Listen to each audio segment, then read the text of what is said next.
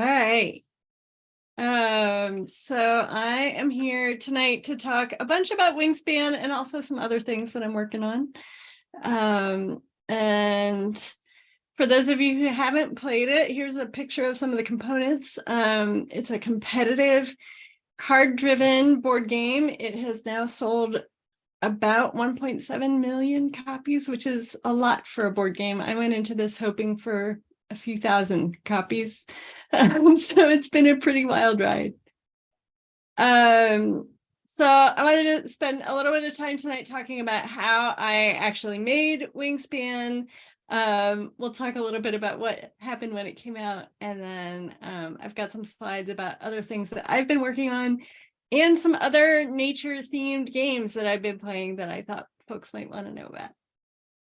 All right, so a little background about me. I grew up playing a lot of games, just classic mass market, Scrabble, Clue, Trivial Pursuit, a lot of trick-taking card games, hearts, and then spades. So that was sort of my background as a gamer. And also, I grew up in a very outdoorsy family.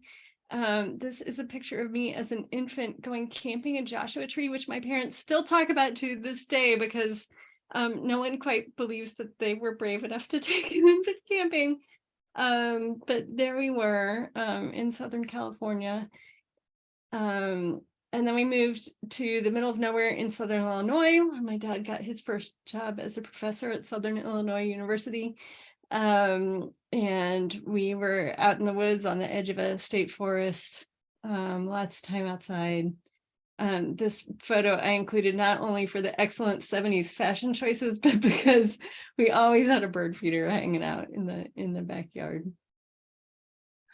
And then we moved to North Florida, which is a totally different ecosystem, but also, again, just amazing outdoor experiences. We lived in Gainesville, and on the edge of Gainesville is a state park called Paynes Prairie, which is here. It goes through long cycles of flood and draining out. There's like a sinkhole that clogs up and floods the whole prairie for years at a time, and then it'll all drain out and be more normal prairie. Someone reintroduced bison there in the 70s. And so it's a really, really interesting place, amazing birds and other wildlife. North Florida, if you haven't been, is not at all what people picture as Florida. It's a lot of live oak and wetlands, and a little bit too cold for most palm trees. We get sandhill cranes coming to the prairie in tens of thousands sometimes, but we are far enough south for alligators. I moved up to the DC area in the 90s, and around 2000 I met my husband Matt, who is also a very outdoorsy person. I don't know if anyone up in the Baltimore area comes down, but sometimes when I give this talk for folks more around DC, they know him. He has a company called Matt's Habitats and leads foraging and nature walks here in the DC area. And about 2005, we found what I like to call board games for grown-ups. Some people call them sort of hobby board games, as opposed to the Uno and Scrabble that most of us grew up with. And some of the ways that people sort of characterize this modern set of games are that usually your turn involves a very interesting decision, and your decisions really matter. There's not a lot of randomness in the games, and you have to really think about what you're doing, and then those decisions that you make really impact the direction of the game more than, say, a card you play in Uno, where you may only have one option for what you're playing. You almost always are going to have options, and most of the games, again, like compared to Uno, which is just numbers on cards, many of these games have sort of a setting and a story that they're telling. In Ticket to Ride, you're building trains across the country. In Carcassonne, you're building castles and countryside. with tiles. So a little bit less abstract. So that was 2005 that we found these games. And then by about 2013-ish, we started sort of asking, why are there new games that are about things that we actually like? So we love these games. They're super interesting to play, but I don't actually care about building train lines across the United States or about building castles in the French countryside. And what would it look like to make a game about something I actually cared about? Around that time, Matt and I were starting to be birders. I always say I got hooked on a trip that we took to Costa Rica in about 2010, which has amazing bird life. It is the place that many people get hooked on birding. And I am no exception. And so Matt asked, what if there was Race for the Galaxy, but with birds? That was a game that we were playing a lot at the time. This is a picture of 3 of my actual first cards that I made for Wingspan. I just donated these actually to a museum up in Rochester called the Museum of Play. If you ever get a chance to check it out, if you're up in upstate New York, it's a really cool place, and with fun collections and lots of hands-on stuff. But anyway, I call this a fail faster prototype, which is a concept in sort of engineering and invention that you need to just make something and see what works and what doesn't, and fail faster, right? That you make a lot more progress by making a bad thing than by just keeping it all in your head. I did not know this concept when I started working on Wingspan. It was just throwing things at the wall. So I sort of intuited my way to just failing faster, and just handwriting cards in pencil on a bunch of, I printed out a bunch of little blank birds, clip art birds. But you can see some of the things on here carried through for those of you who are familiar with the Wingspan cards. It's got the habitats and the food, and the wingspan and some points on them. And some things that didn't carry through, like whether they're around year-round, what color they are. So I spent about 3 years from that point working on iteration after iteration after iteration of the game. And I started out literally playing just against myself, pretending to be 2 players. Then I roped in some friends and family and was having them play. In 2015, I discovered an event that happens up in the Baltimore area called Unpub, which is a convention that designers bring unpublished board games to, and the general public can go and help playtest all these games and give feedback. It's a really cool event to sort of be able to shape what people's games are going to be like. And I have been every year since. That is really the place that I got hooked into the local design community. There are actually quite a few board game designers between the Baltimore and DC area. And we play each other's stuff all the time. It's a great community to be hooked into. And so that's sort of the largest circle on here is I now have a system where I have ongoing scheduled playtests with other designers. There's a group I get together with every Friday, and then other sort of one-off things or monthly things between DC and Baltimore.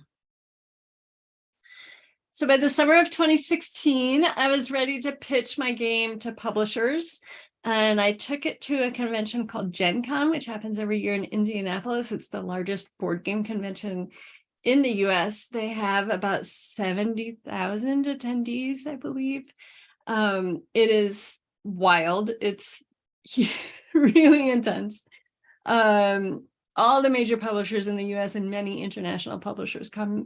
And there's a big, sales floor where all the publishers have booths. So mostly they're showing off their games that they are selling to the public, but they also will schedule meetings with designers about games that designers want to pitch to them. And so I emailed ahead of time to a variety of publishers and got 3 meetings set up for Gen Con, and took my game and showed it to them. And Stonemaier Games said yes. So by that winter, we had a little bit of back and forth. They had some feedback from me after Gen Con, and I sent them a new version, and they liked what I had done. So the way most board game contracts work, I think, is similar to books, if you know anything about book publishing. So I get a royalty for each game that sells. And I was able to pretty much hand off the game to Stonemaier, and they take care of all the art and graphic design, getting it made, all the marketing and sales. That's all in their realm of responsibility. And I was just responsible for how the game plays. But to get it there, we actually spent another year on iterating how the game plays. Me working with Jamie Stegmaier, the founder of Stonemaier Games. Lots and lots of work at this point, even after I had thought that it was, a really solid game worth sending to publishers. So I'll talk a little bit about some of the things that we changed in that last year of development. Early on, I had a whole set of mechanics where players were actually building up a park. You had to invest in restoring habitat and nesting programs. You had these cards you were playing out, and then that's what made you better at doing things in the game. But over different versions of this type of thing, the feedback we would get was that players just kept saying they just wanted to focus on the birds, that this stuff felt more extraneous. So we dropped that and went to what ended up being a player mat that serves some of the same purposes. So the different actions that you need to do in the game, like getting food or cards or laying eggs on your birds, each one is associated with one of these rows on the player mat. And as you play birds out into that row, that's what makes you better at doing that action, instead of having to do some separate action that makes you better at getting cards or getting food. Early on, only a few birds had powers on them. And they were more limited than many of the powers that ended up being on the bird cards in Wingspan. They were mostly sort of a one-time thing when you played the bird. So the herring gull went into the trash and got you a card out of the trash. The one that people sort of fixated on that they thought was great was the brown-headed cowbird. I always point to that one as sort of the inspiration for the more complex and interesting powers that ended up being on the bird cards. I've always been fascinated by cowbirds and the fact that they are nest parasites. They lay their eggs in other birds' nests. And so I wanted to make that come through in the game. So in Wingspan, from very early on, as long as there was egg laying in the game, when another player laid an egg, if you had the brown-headed cowbird, you got to lay an egg. So that has been one through line through many, many versions of Wingspan, and really was the inspiration for some of the other powers, or the way that all of the birds have powers in the final version of Wingspan. And they were also sort of the reason that there is now the little fun fact on the bottom of the cards, because I wanted to explain why the cowbird's power was what it was. And so that became sort of a thing that became part of every card. Once we had the mechanics pretty well set, the deck grew from about 60 to 170 birds. So that was also a lot of work. It's a big deck, but I think that's part of what makes Wingspan so fun to play, that it can the game can be very different from one play to another depending on which birds you see.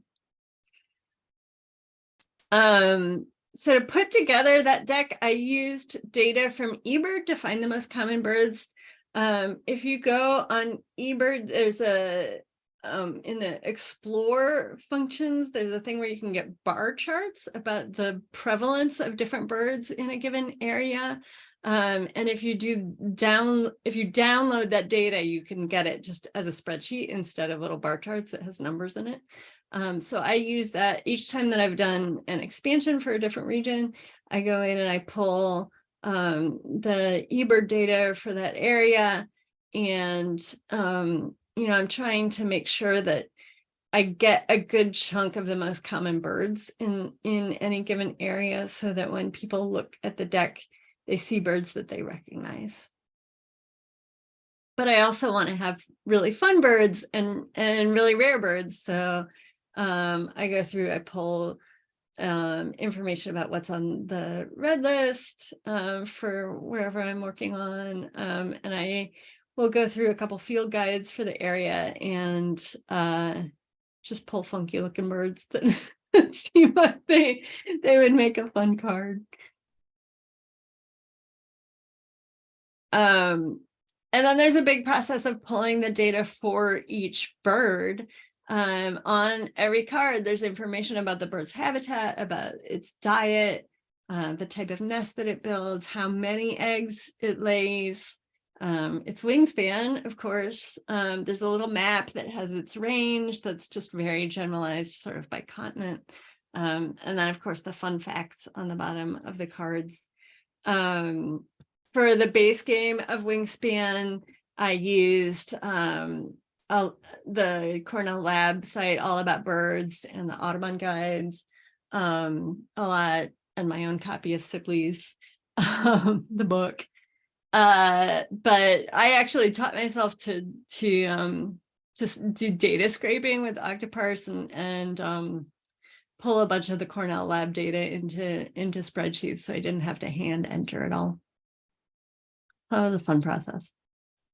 So everything goes into this giant spreadsheet, so you can see I've got, like, does it live in the wetlands? Does it live in the grassland? Does it live in the forest? What food does it eat? What type of nest does it have? So each bird becomes a row in this giant spreadsheet. And then I use a program called Nandeck. There are several others that can do this, but basically it will take the data in that spreadsheet and make my cards for me, so I don't have to do them by hand. So not only is the spreadsheet a great way to organize information, but it actually becomes a tool to make the cards themselves. And then a lot of the process is just playtesting and making some changes and playtesting again and making some more changes. This is a picture from the Board and Brew in College Park. It's a board game cafe where I did a lot of playtesting for Wingspan. And if you look at the outside of the inner box, if that makes sense, of Wingspan, you can see all the names of the playtesters. If you ever come playtest with me, I try to get this list in every game that I make. So a little bit more about how Wingspan is made. There's a lot of people that get involved. The person who did the art for the player mats and the backs of the cards and the birdhouse and some other things is Beth Sobel. She's an amazing artist. I have continued to get her to work on some of my other games, which you'll see later. But she does a lot of sort of nature themed work. She lives in the Pacific Northwest, and I love her. And then the birds were done by Natalia Rojas and Ana Maria Martinez. Natalia lived in St. Louis at the time, which is where Stonemeyer was based, which is how they found her. But they are actually both from Colombia. They're friends from high school. So Stonemeyer had found Natalia, and then she was like, actually, 170 illustrations is a lot of work. Do you mind if I bring in a friend of mine? And so they split up the deck. This is a little bit of out of date. I think their website, Red and Blue Designs, is down right now. They're sort of rejiggering how they're going to sell prints, but in the future, you should be able to get prints again from them. But they've also got a book of all of the art that's in Wingspan, and it's the illustrations are printed much larger than they are on the cards. It's really beautiful. So you can find that online, Celebrating Birds, they called it. Lots of other folks go into making the actual like bits that you play with. So, you know, someone had to design the food pieces and the eggs and the dice tower and the little tray that holds the cards. So there's really a lot of people that go into making a board game.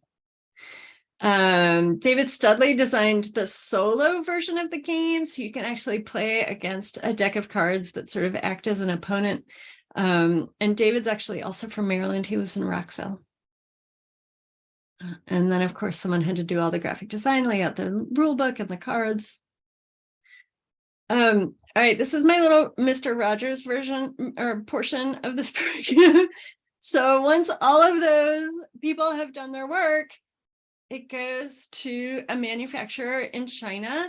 Stonemaier uses a manufacturer called Panda, and this is some footage from their plant, not specifically of Wingspan, but a little bit about how board games get made.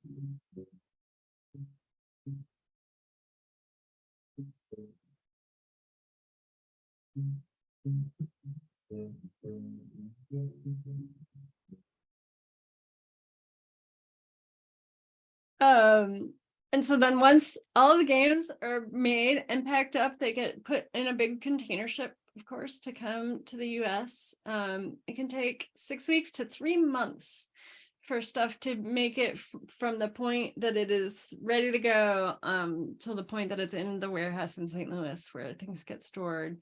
You know, especially during the pandemic, there were a lot of shipping issues. Getting through customs can be super unpredictable. So that time lag is hard to plan for. 6 weeks, 3 months, you just don't know. 2019 was a pretty wild ride. So the end of 2018, Stonemaier started putting out teasers about Wingspan. And started posting these pictures and getting quite a bit of attention for them. And then he put it up for sale online on the Stonemaier website while I had a vacation already scheduled. I was on an Earthwatch trip in Belize. That's me in a floppy hat helping tag a ray. We were working with sharks and rays. So this whole crazy thing happened where like he put it up on for sale and the whole set of games that he had allocated to sell online sold out within a few days. That got the attention of the science editor at New York Times, who apparently is a gamer and a Stonemaier fan, which resulted in him assigning someone to write an article about my bird-themed board game, which he figured qualified for the science section of the New York Times, and I took it. So that was a wild experience. A reporter came down and spent a couple of days with me, and they had a photographer come out and take pictures at Lake Artemisia. And it turns out when you get written up in the New York Times, everyone else thinks it's news too. So there were a lot of articles about Wingspan in the first few months of 2019 in a variety of venues. And as I said, it takes a long time to get stuff here from China. And so it went through several periods where Wingspan was completely sold out, and it was getting sold on the secondary market for way above the list price. Wingspan is a $60 game, maybe 65 now. and it was just getting bid up on eBay. It was wild. In May 2019, it was nominated for a big German award called the Spiel des Jahres, which some people call like the Oscars of board games. Germany was the place where this sort of modern style of board games really originated, and so they had the first big award, and it has remained a big award. And Wingspan won it in July. I got to go to Berlin for the ceremony. It was wild. There's like paparazzi, and you're on the evening news in Germany when you win the Spiel des Jahres. And they have these people in mascot costumes. It was a very unusual experience, but very fun. And other interesting things were happening. People started passively learning to ID birds and sort of sending little notes about it, that, you know, they recognized this bird in the wild because they had been playing a lot of Wingspan and remembered what it was. So that was exciting to see. I started seeing notes from people about how they were actively going birding because they had been playing Wingspan. So here's someone that went out to a state park for a holiday getaway because of Wingspan. Starting to keep a life list. Some other examples. People saying they got bird feeders and other things. Joining the World Wildlife Foundation. Oh, this one really tickled me. So this woman, she got Wingspan, she got some bird feeders, she started birding with Merlin and got some binoculars and more feeders and a tattoo and better binoculars and some more Wingspan and some more feeders and some more Wingspan and more feeders. So people have gotten in deep. There have been wedding proposals using Wingspan, homemade Wingspan cards. It's really fun to see. So other things that I have been working on. During the time that between when I finished my work on Wingspan and when it was actually available at retail, there was about a year that the artists were working on the art and then all the manufacture and shipping that I showed you. And one of the games I did in that time was called Tasumasi. It's an 18-card game about Victorian era flower language. People developed whole dictionaries of flower meanings.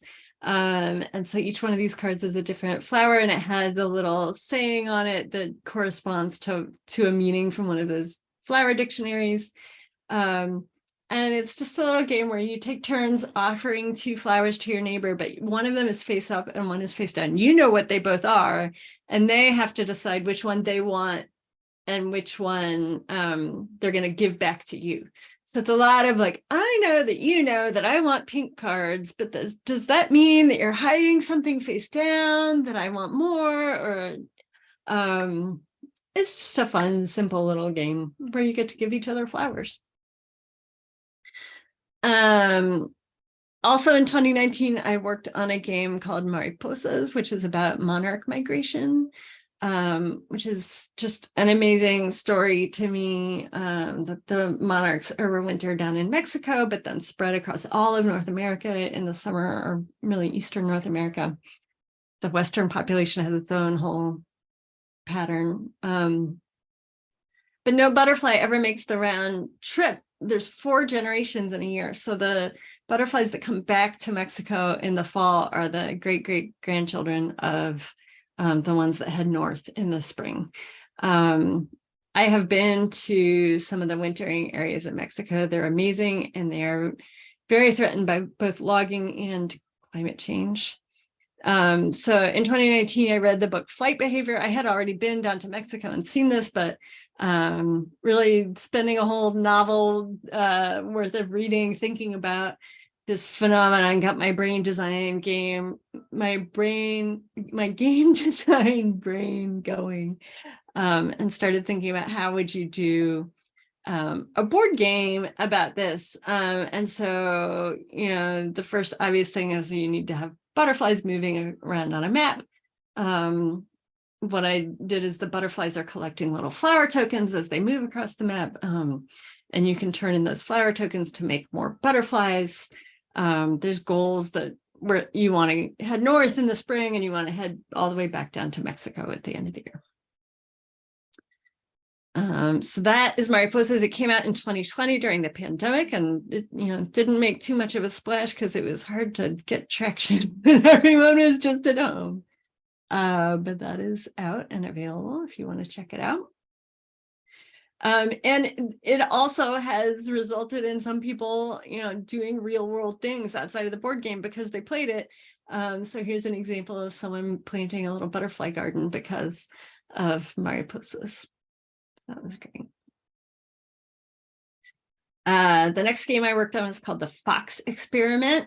That will be available in retail this August or September, probably. It was on Kickstarter last year.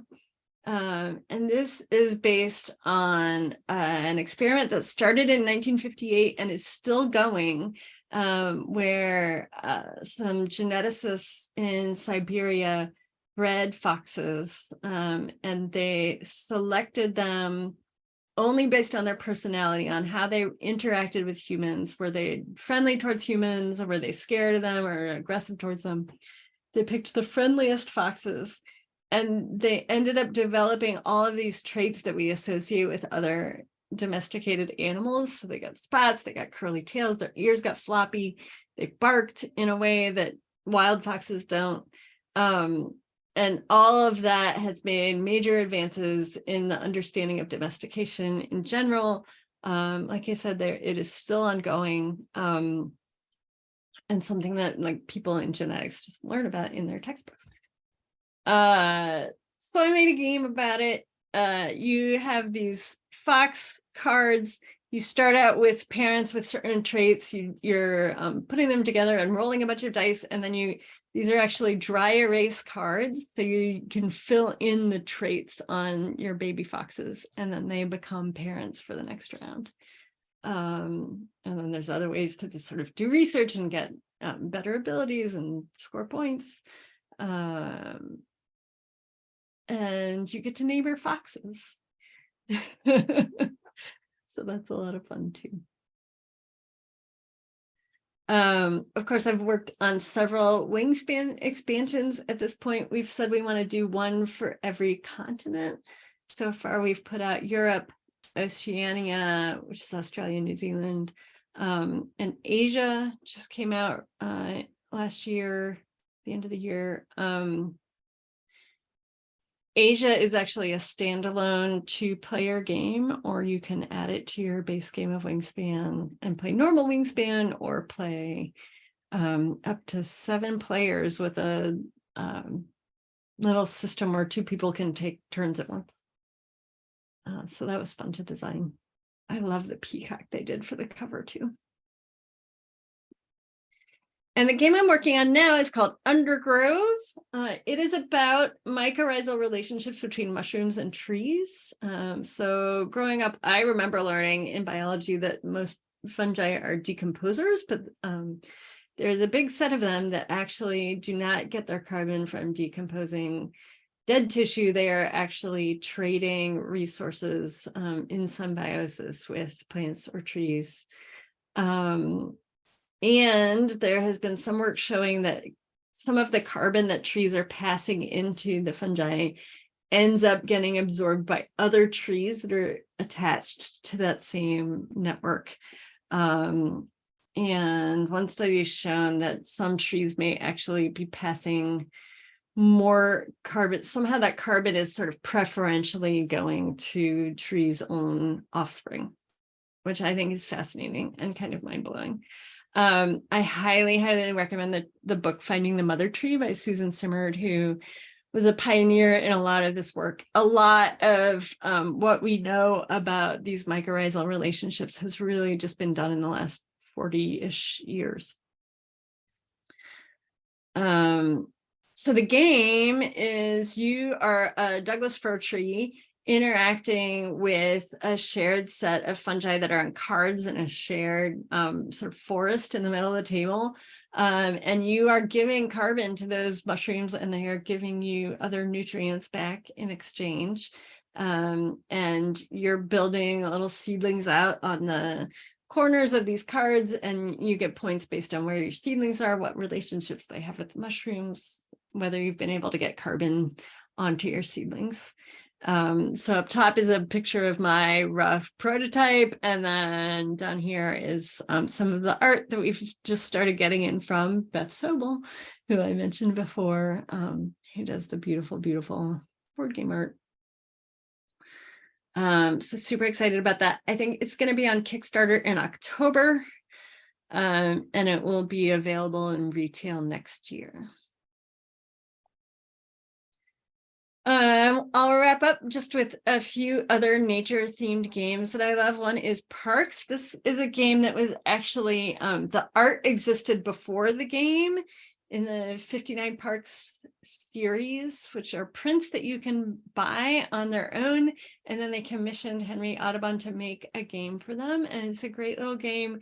You're moving your pieces down this path and picking up little tokens, and then you use those tokens to visit different parks, which score you points. Really, really pretty artwork and a fun, simple little design. Definitely easier to pick up than Wingspan, in my opinion. Although I have realized I am very biased because I've played so many games now, I don't really have a good sense of what's easy or hard for people to pick up. But this is definitely easier than Wingspan. And so is Cascadia. This is another beautiful illustrations by Beth Sobel game. You are picking up, each turn you get a tile and an animal, and you are putting them out into your own personal little landscape that you're building. And then there are a bunch of scoring rules that change from game to game in terms of you want a pair of fox surrounded by lots of different animals, and you want a long run of salmon, and you want elk in a little clump, things like that. Great game. This one, the Spiel des Jahres in last year, I think, or the year before. Great, great little game. And definitely easier than Wingspan.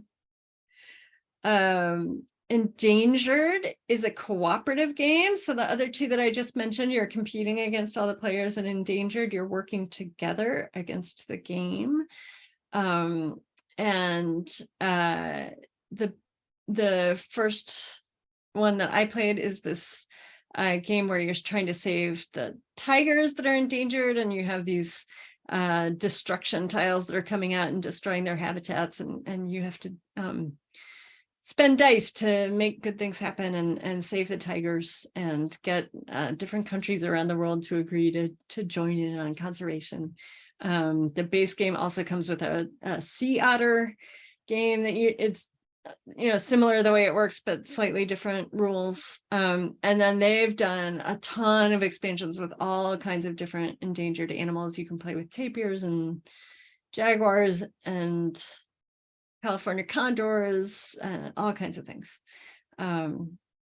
It's a really, really cool system, and it's fun to work together, but you can't get your heart set on always saving the tigers, because sometimes you will lose. And Earth is the game that is getting the biggest buzz right now in this sort of nature themed game category. Someone described it to me the other day that it's like Wingspan and Terraforming Mars Ares Expedition had a baby, if that means anything to you. Play Terraforming Mars.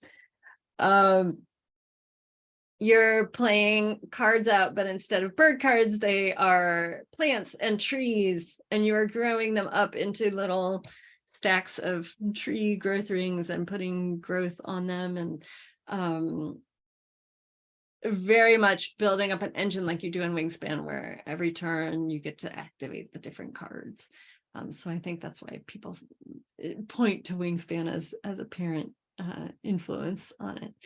But very pretty game. The goals in the game are all the animals, and then you're playing plants and mushrooms into your little island that you're building up.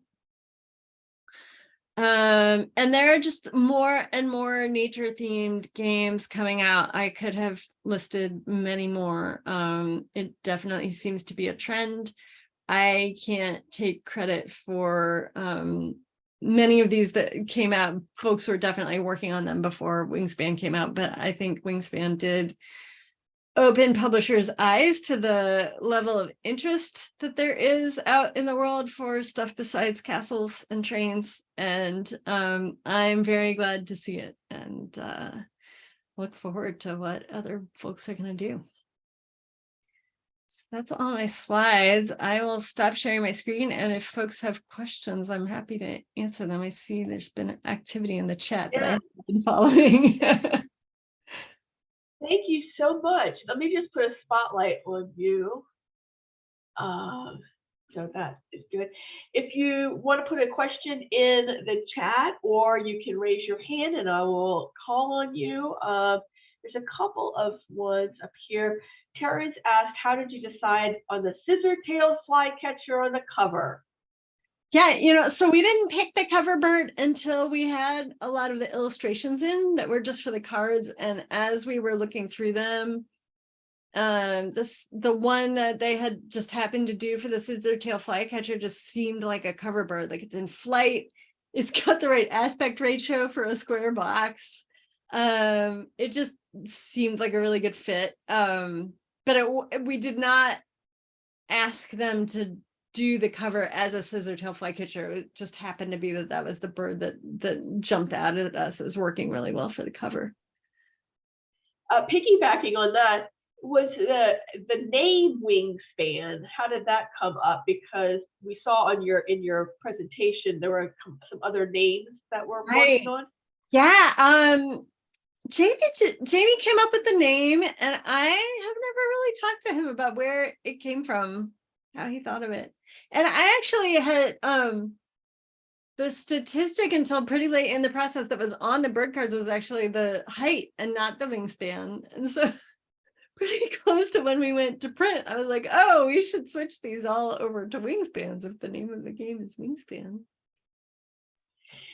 Mary asked, for the Asia expansion, do you release versions that are in other languages? And just in general, are they out in other languages? Yeah, Wingspan's in lots and lots of languages. On my website, I actually have a bunch of pictures of the different copies of the base game in all the different languages. I forget how many, like 20-ish. All the European languages, a bunch of Asian. Yeah, it's been fun to see. It's cool to see how it gets translated too. So like the German name is Flügelschlag, which tickles a lot of people. Tabby asked, do you have a favorite bird? I'm sure nobody has ever asked you this before. Yeah, I've had to come up with an answer to this question. I always say the roseate spoonbill, which is a bird that I don't remember seeing it a lot growing up in Florida. It's pretty uncommon. I see it more now when we go back, and I don't know if that's because I'm looking more, or if I think their population has also rebounded some. But it's a big wading bird that's bright pink and has this crazy beak. So it's what's not to love. Anna asks if you ever considered using Audubon's illustrations.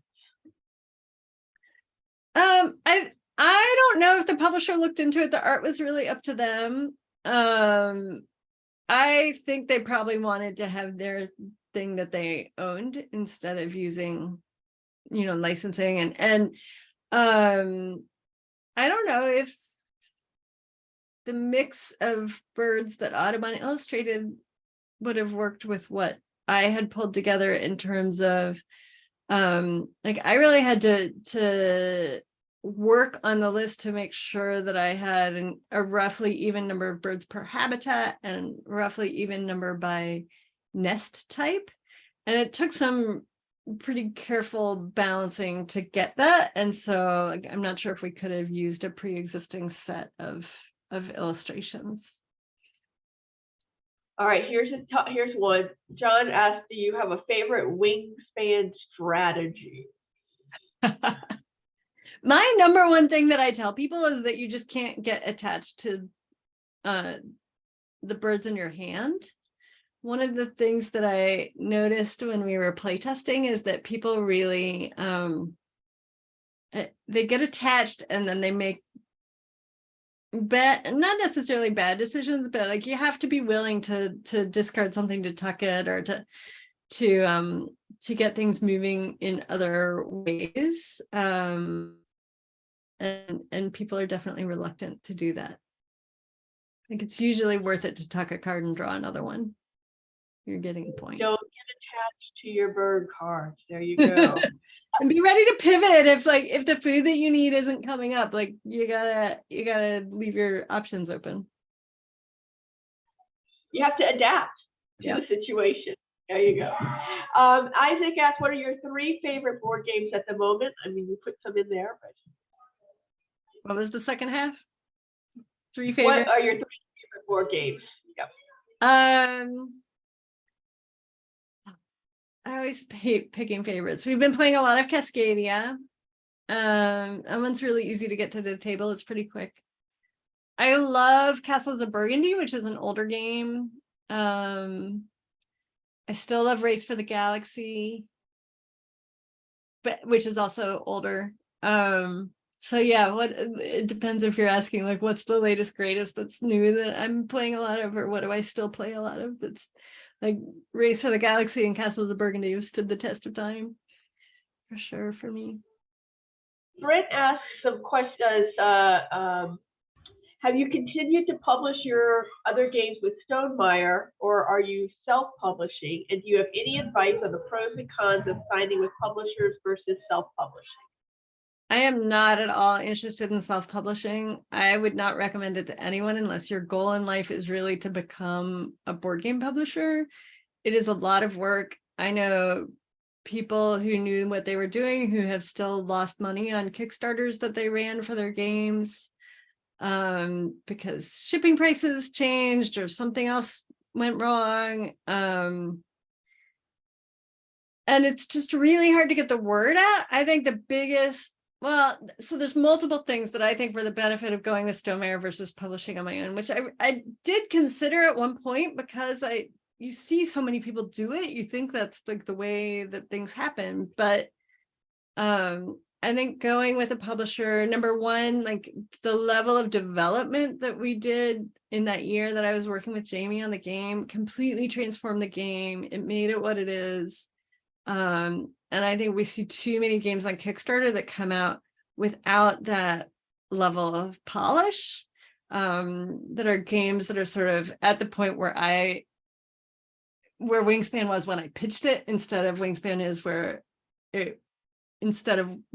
when it got published, right? Like the publisher often will spend a pretty significant amount of time making your game better, and you can't even see that room for growth at the point when you think you're done, but there is always room for growth, almost always.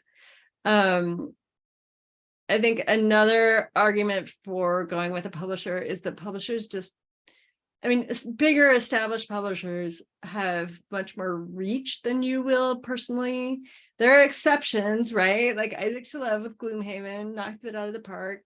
Great for him, but most people who kickstart their own game are going to sell maybe a few thousand copies.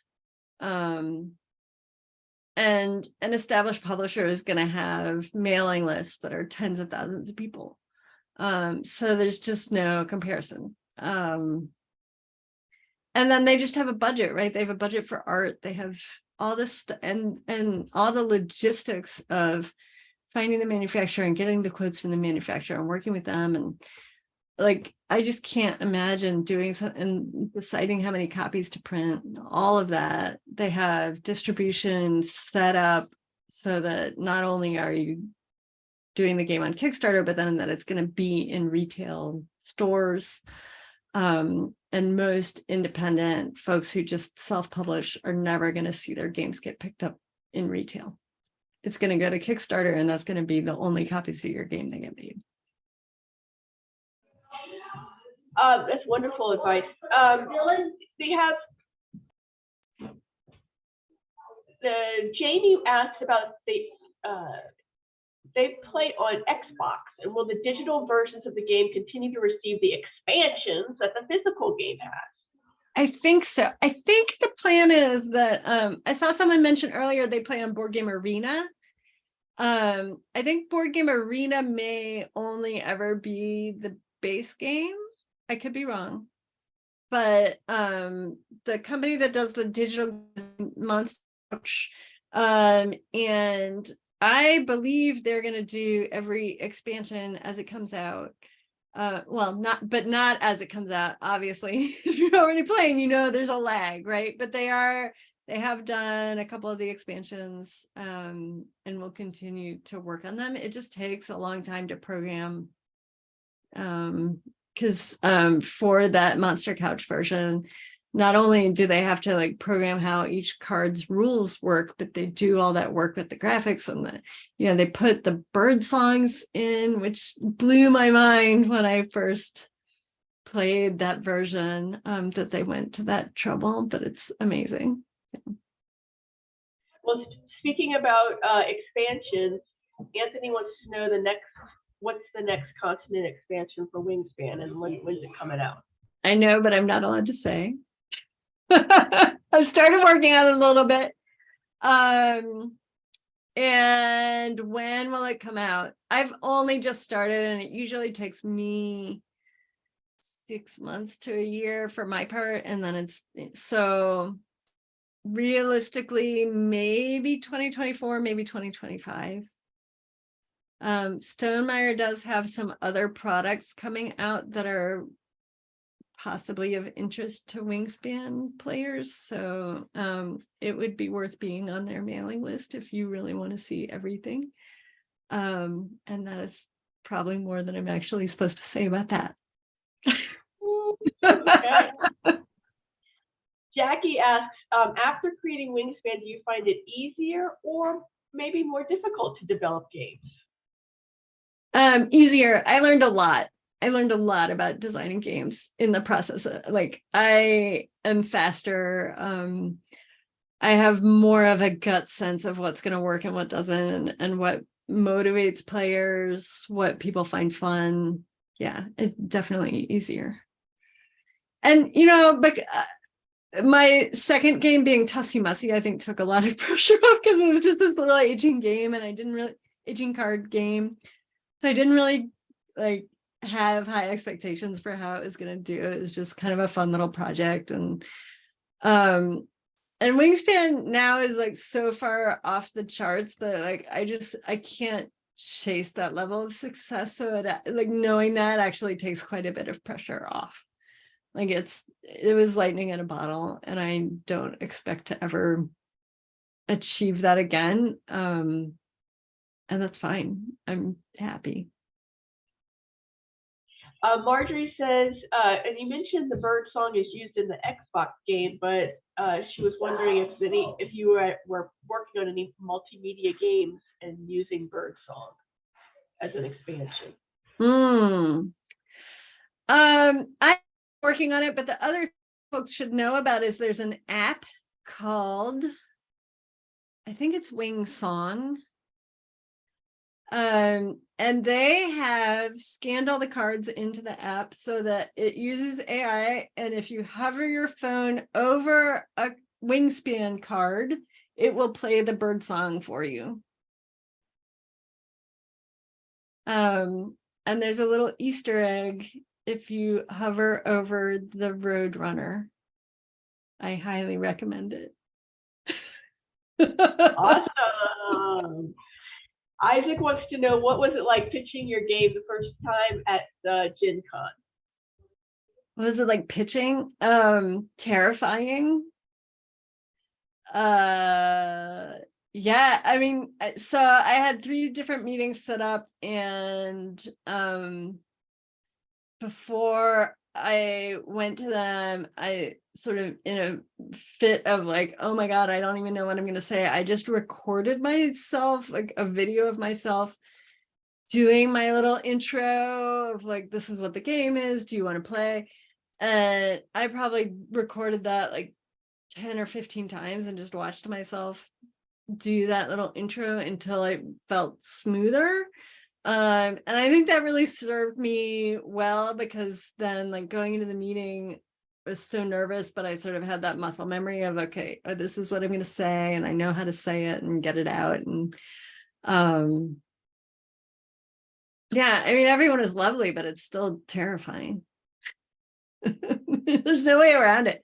I had listened to a great podcast at some point, maybe a few months before I went to go pitch, by a woman who wrote a book called Go for No, it's really aimed at like salespeople, but her message of like, you can't get a yes from someone unless you put yourself through the process of just going for no, like put yourself out there and set a goal of how many times you want people to say no to you, because then it's a sign that you're putting yourself out there, and eventually you'll get to a yes. So I sort of took that to heart and was just like, okay, I just got to do this. Just got to push through. Everybody's so interested about expansions. I just can't get through starting. the first one. I'm just starting. But Susan wants to know, will there be an expansion of the original American birds? I want to get through all the different continents first, but I have definitely reserved the right to circle back at some point and cover more of North America. And I think when we do Latin America, that'll be another chance to pick some of them up too, because there's a lot of birds that migrate between the two. Britt, going on the other one, says that the other two publishers you pitched to are probably kicking themselves for not publishing Wingspan.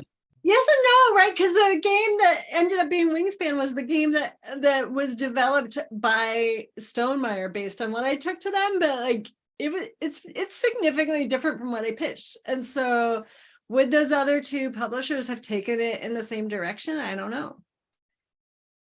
It's hard to say. And Anthony says, will the Fox experiment and the rest of your games have an app version, or will it be in Game Board Arena only? That's a really good question. I don't know the answer. I think it really goes publisher by publisher. Does AEG have anything? Well, that's not Fox Experiment. I was thinking Mariposa is an Undergrove. I don't know if they have stuff on Board Game Arena, and I don't know if Pandasaurus does. And part of that is just like Board Game Arena has to get people to develop the different little modules for the different games, and part of it is what the publisher's philosophy is.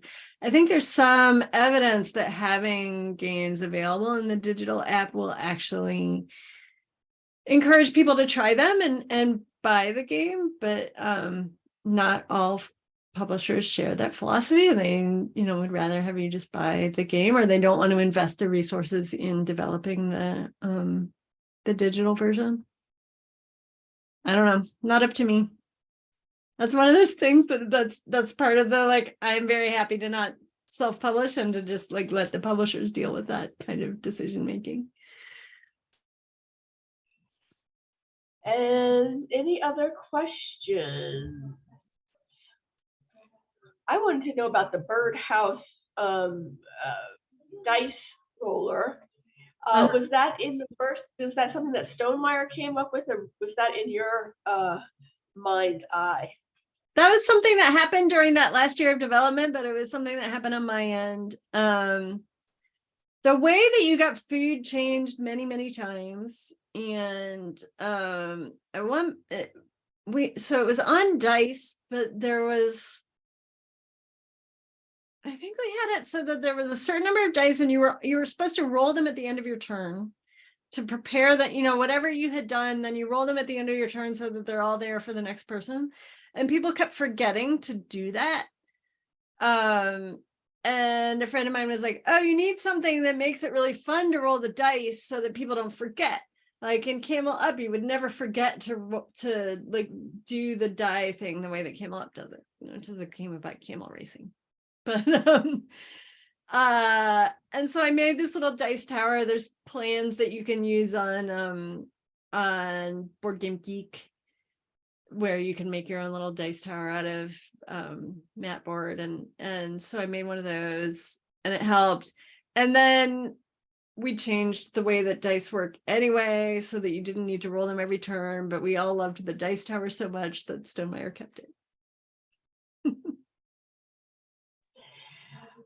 What is the best way to get involved in playtesting community in the DC Baltimore area, Isaac? Oh, great question. Down here in the DC suburbs, there's a group called Break My Game that meets at the Game Castle in College Park once a month. And that's open to the public. People are very happy if you want to just come play test. If you have a game, if you're designing and want to get your game play tested, you have to sign up for a slot, and they go really quickly. I just tried to grab a spot for the next one, and they're gone. But usually I'm allowed to just go. Definitely highly recommend Unpub, which will be it's every spring, like late winter, early spring. So that I don't think the dates are out yet for 2024, but that would be the next Unpub. Those are two great ways to get hooked in. I don't know if there's other stuff up in Baltimore that I don't know about. There's definitely a few designers, sort of Columbia, Baltimore, Annapolis. And then there's a bunch down here in the DC area. I have on my website a spot where you can sign up to be on my list where I send out emails when I'm going to be playtesting somewhere. Honestly, I have not been scheduling many lately, and I have like over 100 people on the list. So there's more demand to playtest my games than there is playtests lately, but that it ebbs and flows depending on where I'm at. At some point in the next couple of weeks, I'll probably set up some to blind test Undergrove, which is what we call it when you make people learn your game from the rules. I need to make sure that my rules actually work for teaching the game, because I can't come in the box with my game. So I'll be doing that at some point soon. So if you're interested in that, you can go on my website. I will type the address in the chat. Maybe you can do it at the Natural History Society. Yeah, we'd be happy to have you out there. thanks. And then let's see, Anthony says props to the material used for the rule book. Oh, yeah. Again, not something that I had any role in, but yeah, a lot of people comment on that, whatever that paper is that he picked for the rule book. Yeah, the rule book was also something that was very intimidating to me. So but the paper feels great in your hand. But the paper feels great, right. And do you ever play Arc Nova? Yes. Honestly, I feel like Arc Nova has one too many layers of complication for my personal taste, but I do enjoy it anyway. It's hard for me to get to the table with the people that I play games with the most. But I do enjoy it. And fun fact, there's a picture of me on one of the cards. I'm the ornithologist. That game was originally published in German, and it was published by the company that does Wingspan in German. And so they had some pictures of me from when we were doing press for Wingspan in 2019. And the guy who was laying out the cards for Arc Nova contacted me and was like, "You would be great. This picture of you would be great on one of the cards. Can I use it in this game that you've never heard of? I think you'll enjoy it." I was like, "Sure." They used my card and they sent me it. They used my picture on the card and they sent me a copy of the game. The game maker becomes part of the game.